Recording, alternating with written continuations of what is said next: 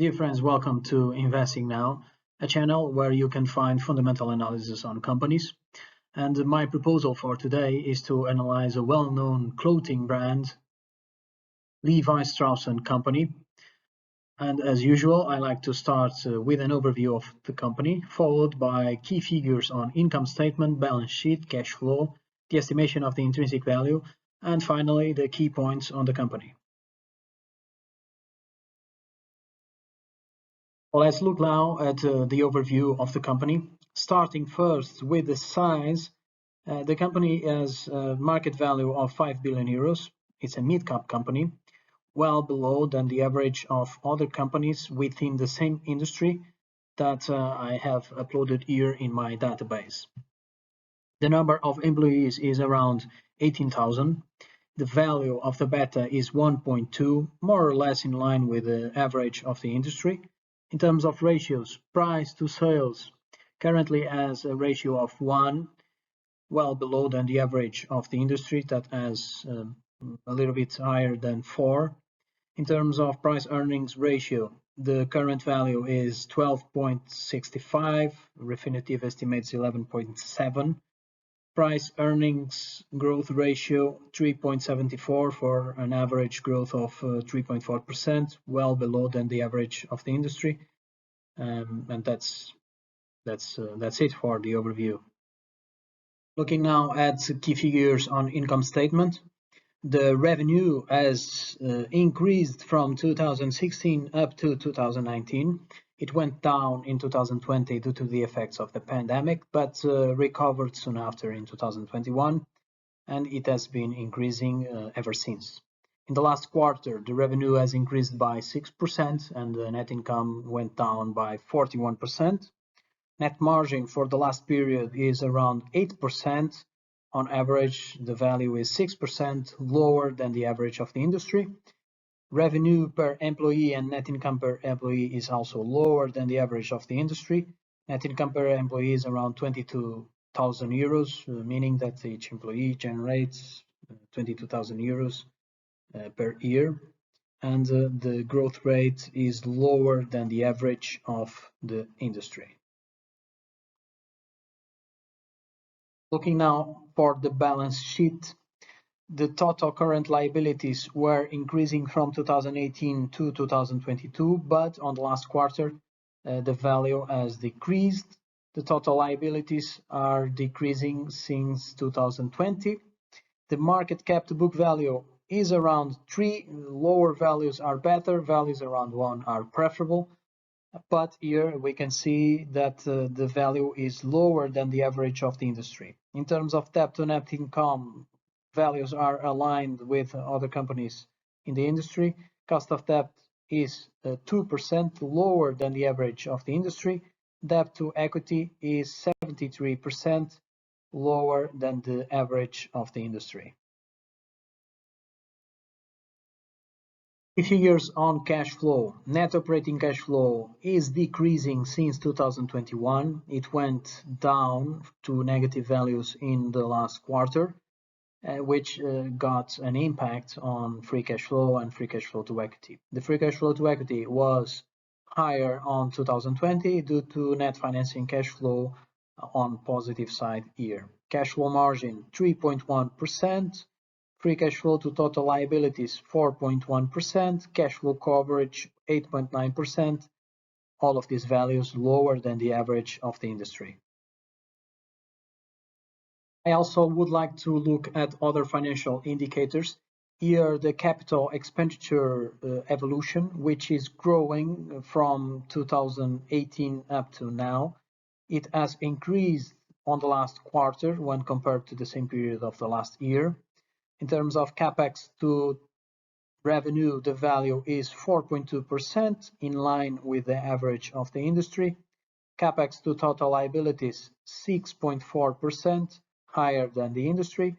And the return on capital expenditure divided by the average cost of capital is 2 times, meaning that the company is making good use of the capital expenditure because the return is 2 times the cost of capital. Here are some ratios for valuation, profitability, and liquidity. Price to sales, as we have seen before, is lower than the average of industry. This is not the same for price to free cash flow and price to free cash flow to equity, because both values, free cash flow and free cash flow to equity, went down in the last quarter, in the last period. So the ratios are higher, making the company looking expensive when compared to the average of the industry. In terms of profitability, both return on assets, return on invested capital, and return on capital expenditure are higher compared to the average of the industry. And in terms of liquidity, the cash ratio is 0.3, low when compared to the average of industry, which is around 1. Debt to free cash flow is 24, higher than the industry, once again, not because the debt is higher than the average of the industry, but because the free cash flow is lower due to results of the last period. Finally, let's estimate the intrinsic value, and for that purpose, I've selected a scenario called stable. In this scenario, I will estimate the present value for the net income, free cash flow to equity, and also earnings per share. And to estimate the present value, I need to use the cost of equity and the average cost of capital. The cost of equity is estimated to be 10.7%. I use the average return of the S&P 500 of 10%. Also, the CAPM that calculates a cost of equity of 11.4% based on the beta, and the Gardner model estimates 5.8%. Based on this, my value is 10.7. The cost of debt is estimated to be around 2%, which makes a final average cost of capital, weighted average cost of capital of 7%.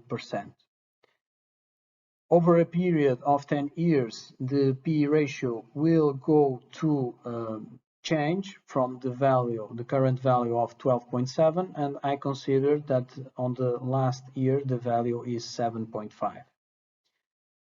Also, the return on invested capital estimates a growth rate of 11.8%. Of course, for the forecast, I'm not going to consider 11.8%, which is much higher than the past values. I will use an average growth rate based on this ROIC growth rate, past values, and also the input that the scenario stable will introduce in the model. So the scenario is called stable, cost of equity 10.7%, average cost of capital 7%, and the final P ratio 7.5. Here are the forecasts for revenue, net income, free cash flow, and earnings per share. On average, the revenue is going to grow at 3.6%, net income 3.3%, free cash flow 9%, and earnings per share 3.6%. Of course, these are average values that are going to be randomly affected by standard deviations on margins, growth rates, and also affected by the standard deviations of the historical values for revenue, net income, free cash flow, and earnings per share. Here are the results for the intrinsic value. Currently, the price is $14.3. On average, the model estimates a fair value of 16 to 17 US dollars, maximum values around 19, and minimal between 14 to 15 US dollars. So probably the price has some margin to improve, but I would like to emphasize that the annual return is 4.4%, which is lower than the required cost of equity for this stock. Based on these and on the ratios forecasted for the next years, I put here a price target of 16 US dollars.